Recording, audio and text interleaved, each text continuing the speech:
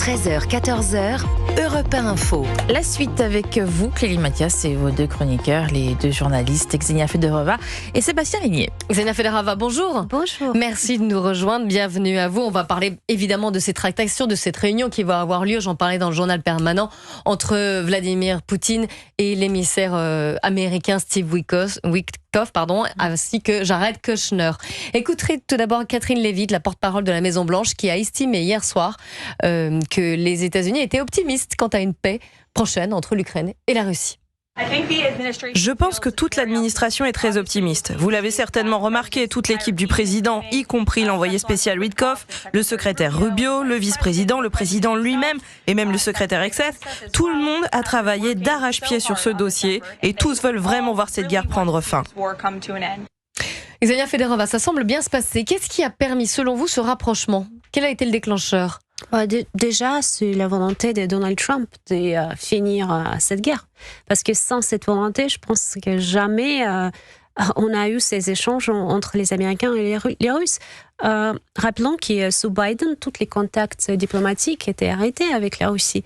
Et donc, la position de Biden était assez claire, de continuer à envoyer d'argent, envoyer des armements et continuer à affaiblir la Russie pour n'est pas laisser en fait la Russie gagner plus de territoire ukrainien. Aujourd'hui, Donald Trump, qui a compris que ce conflit, que l'Ukraine n'arrive pas en fait résister à la Russie avec toutes les forces, il a compris que c'était beaucoup plus important pour lui de coopérer avec la Russie qu'en fait essayer de les affaiblir parce que ça peut prendre du temps et les résultats ne sont pas exactement qu'il a attendu.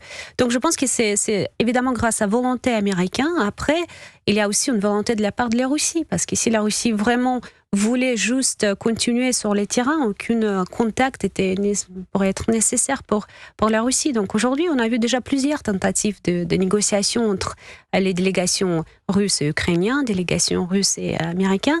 La seule chose qu'on n'a pas vue aujourd'hui, c'est les Européens qui voulaient parler avec la Russie. Donc c'est en fait comme l'Europe, c'est auto-isolé de tout contact diplomatique avec les Russes. On va y venir sur la position des Européens, sur la position ukrainienne aussi, bien sûr. Comment faire une guerre si les deux parties ne sont pas représentées.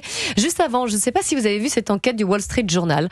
Une grande enquête sur les ressorts économiques des négociations sur cette paix entre l'Ukraine et la Russie, avec des perspectives de contrats d'exploitation minière ou d'hydrocarbures, pour des compagnies américaines en partenariat avec des compagnies russes une fois les sanctions levées. Qu'en pensez-vous, qu'en dites-vous ? Moi, je n'ai pas vu l'enquête, mais je pense que c'est tout à fait important de parler des intérêts économiques derrière ces conflits. Et comme vous vous souvenez, peut-être Donald Trump a signé plusieurs accords avec Vladimir Zelensky. Les accords pour récupérer une partie des ressources et des terres rares, par exemple. Mais la problématique, je pense que les Américains ont compris qu'ils ne peuvent pas vraiment accéder à ces ressources qui sont plutôt sous contrôle de la Russie. Oui, donc, là, ça serait entre les Américains et les Russes. Exactement. Donc aujourd'hui, des contrats d'exploitation. Mais il y a eu les contrats entre Zelensky et les Américains avant.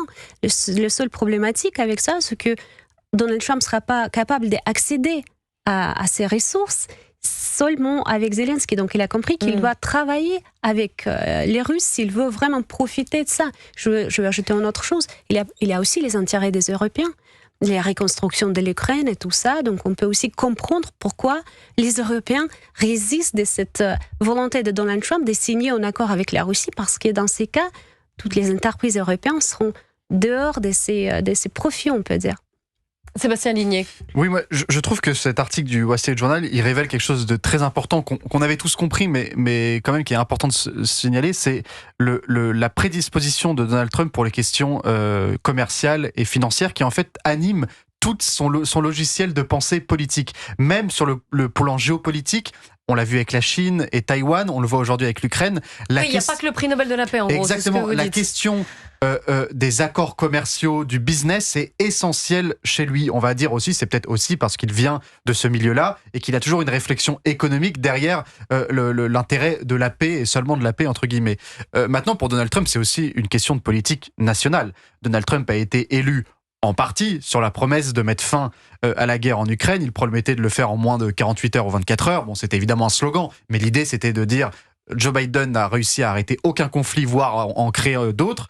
Moi, je vais faire l'inverse. America first. Les intérêts de l'Amérique d'abord. Ça nous coûte beaucoup d'argent en armement, en aide militaire, etc., etc. On arrête tout et on se consacre aux États-Unis. C'était une promesse américaine. Les sondages américains ne sont pas extraordinaires en ce moment pour Donald Trump, notamment parce que la question économique n'est pas au mieux, l'inflation est en train de grandir. Et donc ce serait aussi une victoire qu'il donne à son peuple à l'approche notamment des élections de mi-mandat, de dire regardez, je vous avais promis qu'on allait arrêter toutes les guerres dans lesquelles étaient engagés les États-Unis, je l'ai fait. Oui, Fedorova. Absolument, je suis d'accord avec vous que c'est aussi pour son politique d'intérieur et son popularité, c'est très importante. Finalement, il a réussi attendre genre d'épée à Gaza, ce qu'on a vu et tout le monde a félicité. Je pense que c'est important pour lui aussi. Mais pour revenir sur les sujets des intérêts, je pense que les intérêts économiques, c'est ça, et l'accès aux ressources, c'est ça qui est derrière tous ces engagements. Il a donné un moment, parce que Zelensky a refusé à plusieurs reprises ces échanges, ces accords avec la Russie, parce qu'il ne veut pas accepter de perdre le territoire. Mais aujourd'hui, Donald Trump a donné le temps pour voir pour lui-même qu'il n'arrive pas à renverser la situation sur les terrains. Et donc, avec les Russes, la Russie qui a les mains sur la situation à Donbass, je pense que c'est évident aujourd'hui que ça peut être plutôt utile pour l'Ukraine de signer ces accords aujourd'hui, ne pas attendre encore plus de temps pour perdre encore plus.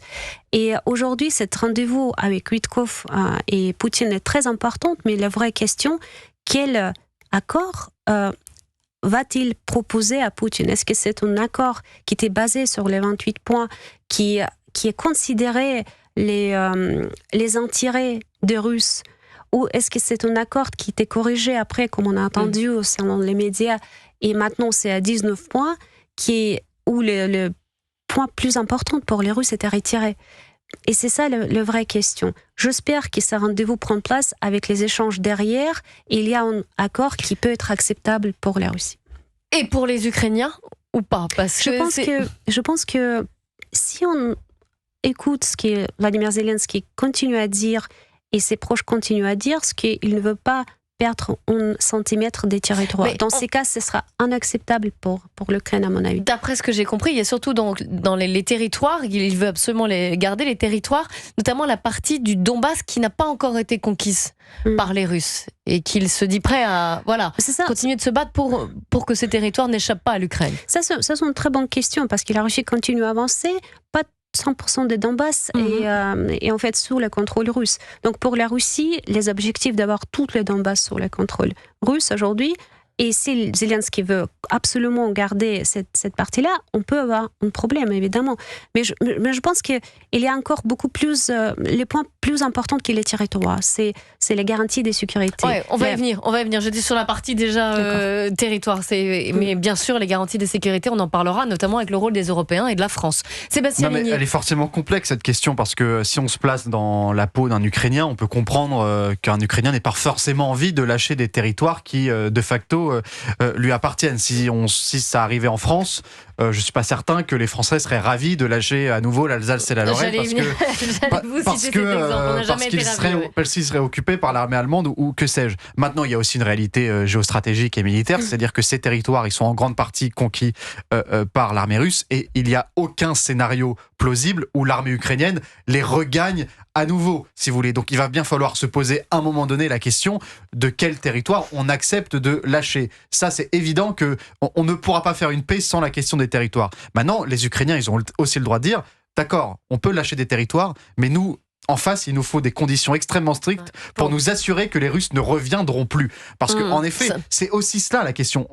Un accord de paix, il faut que les deux parties donnent des gages. On ne peut pas en vouloir aux Ukrainiens de se dire, attendez, les Russes, ça fait 2 fois qu'ils nous grignotent du terrain, on va peut-être faire en sorte que le prochain accord de paix, soit tellement bien ficelé qu'il n'y ait plus aucune chance que les Russes reviennent. Donc je pense qu'il faut faire chacun un pas vers l'autre aussi. Oui, vous avez raison, mais c'est exactement comme ça, c'est vu de la côté de la Russie aussi. Il faut être sûr que l'armée ukrainienne ne revient pas pour les récupérer. Mais juste une chose que vous avez dit, ce qui est très importante, que les Ukrainiens ne veulent pas perdre les territoires, mais on parle des Ukrainiens qui étaient bombardés par Kiev pendant 8 ans. Ce sont les Ukrainiens russophones qui voulaient se séparer. Donbass, c'est une partie de l'Ukraine qui ne veut pas rester dans l'Ukraine.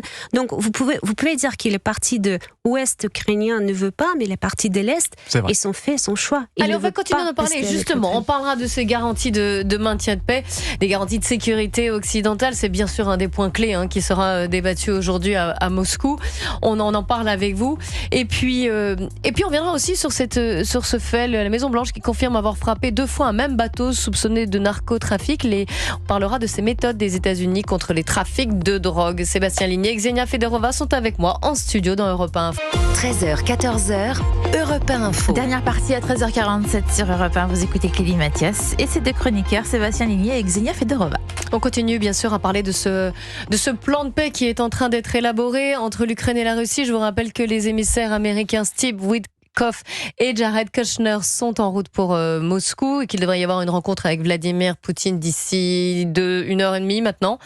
Emmanuel Macron, de son côté, qui a reçu Volodymyr Zelensky pour la 10e fois hier, souhaite que les Européens puissent négocier ce projet de paix de Donald Trump. Il s'exprimait hier à l'issue de la rencontre avec Volodymyr Zelensky.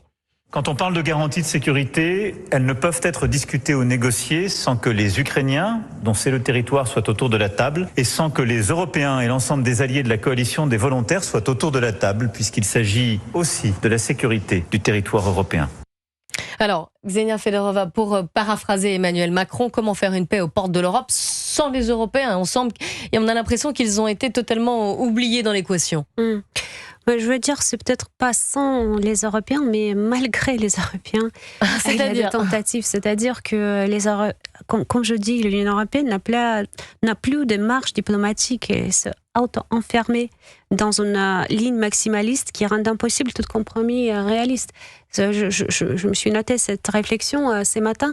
Je pense que tout ce que l'Union européenne fait aujourd'hui et dit aujourd'hui, c'est contre-productif.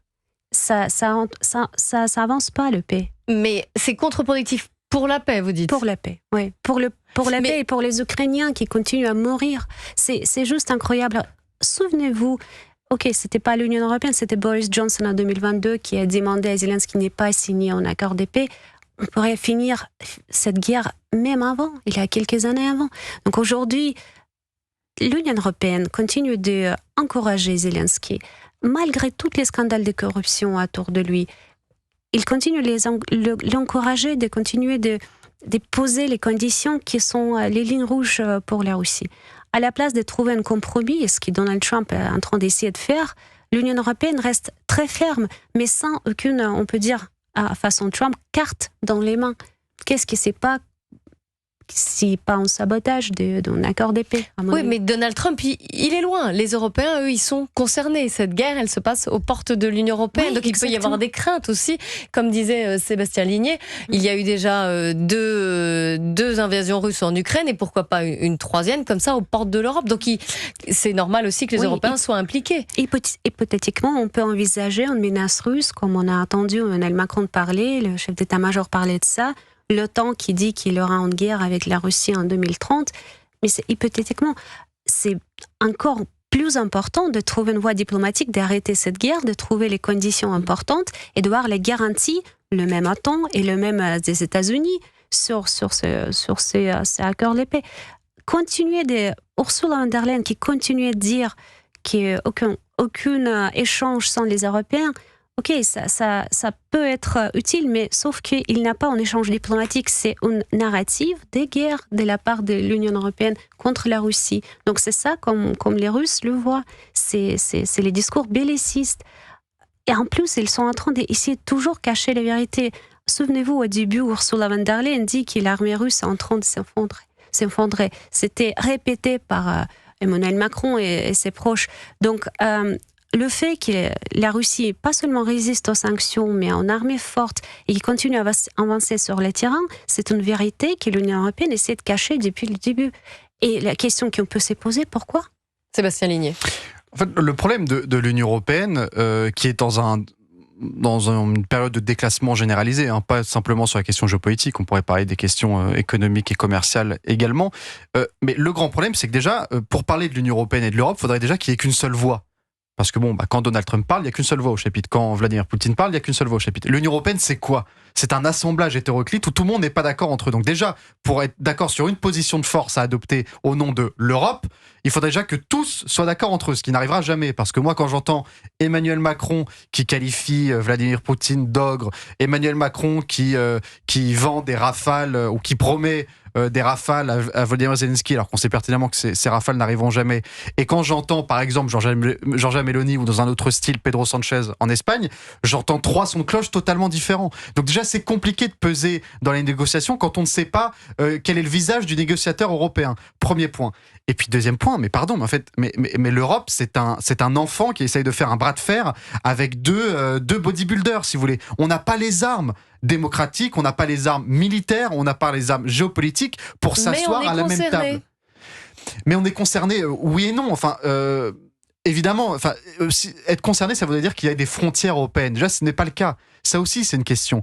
L'Union européenne, c'est un assemblage plus bureaucratique que national, si vous voulez. Il n'y a pas un État européen avec des frontières communes que tout le monde partage. C'est comme ça que l'Union européenne a été faite. Oui, mais donc ça change déjà la donne. Mais il y a des pays qui appartiennent à l'Union européenne qui ont des frontières. Oui, non, mais d'accord. Mais enfin, on a trois acteurs autour de la table. On a 2 acteurs forts américains, russes, qui sont des pouvoirs unitaires centralisés, et on a au milieu un pouvoir européen qui est décentralisé et qui est fédéral ou en voie de fédéralisme. Du coup, c'est incomparable. Et puis, pardon, on parle d'une autre invasion autre que l'Ukraine. Mais s'il attaque un pays de l'OTAN, il est plus de question de loi européenne. En fait, c'est la loi de l'OTAN. Si vous attaquez l'OTAN, donc des Américains, vous attaquez de facto les Américains. Donc ça sort encore une fois du parapluie européen. Donc en fait, les Européens n'ont pas apporté grand-chose sur la table de négociation parce qu'ils n'ont plus rien à apporter, parce qu'ils ne pèsent plus assez, et parce qu'au fond, une fois que le conflit ukrainien est réglé, cette question-là n'est plus ukrainienne, elle n'est plus européenne en réalité. Elle est américaine et russe pour les questions financières sur le territoire. Elles sont ukrainiennes évidemment pour que devient le territoire ukrainien, mais la question n'est plus du tout européenne. La question d'une reconstruction. Ça a l'air de vous aller finalement. Non, mais c'est comme ça. C'est l'idée de dire tant pis pour les Européens après tout. Non mais enfin je veux dire, on peut s'imaginer encore un monde où l'Union européenne est un bloc extrêmement fort qui peut imposer des choses tentaculaires à la Russie et aux États-Unis. Malheureusement, ce n'est pas le cas. On peut se voiler la face pendant longtemps. Ce n'est plus le cas aujourd'hui. Quand sur la question israélo-palestinienne, on décide d'un cessez-le-feu et de relâcher les otages, c'est pas Emmanuel Macron qui a fait avancer l'histoire avec la reconnaissance de la Palestine. Hein. Je pense que l'Europe et surtout la France pourraient jouer un rôle important en tant que médiateur. Médiateur. Mais en fait, la France a choisi une autre ligne, une ligne plutôt belliciste contre... on prend un parti pris dans ces conflits. Tout ce que vous avez dit, je suis complètement d'accord. Je pense qu'il ne faut pas oublier que cette guerre en Ukraine, c'est une guerre par procuration. C'est une guerre de l'administration sous Biden des États-Unis contre la Russie, que l'Europe a décidé d'adopter après le changement de pouvoir aux États-Unis. Donc avec l'arrivée de Donald Trump, l'Europe, c'est pour une raison qui est difficile à comprendre parce que ça fait mal à l'Europe avec le prix d'énergie, avec l'inflation. En fait, ils ont décidé d'adopter cette position et aujourd'hui, ils essaient exactement jouer un rôle qui n'est pas... Bon, l'Europe n'est pas unie déjà. On parle des pays qui ne sont pas d'accord. Exactement. Vous avez parlé de Hongrie, je pense. Je n'ai pas entendu, mais Hongrie, Slovaquie, exactement. Il y a beaucoup de questions. Pourquoi les Européens continuent de payer pour une guerre qui n'est pas la guerre de... Et juste pour finir, vous avez dit la Russie peut attaquer. Bon, Vladimir Poutine lui-même a récemment dit qu'il n'a aucune volonté, aucune idée d'attaquer un pays européen.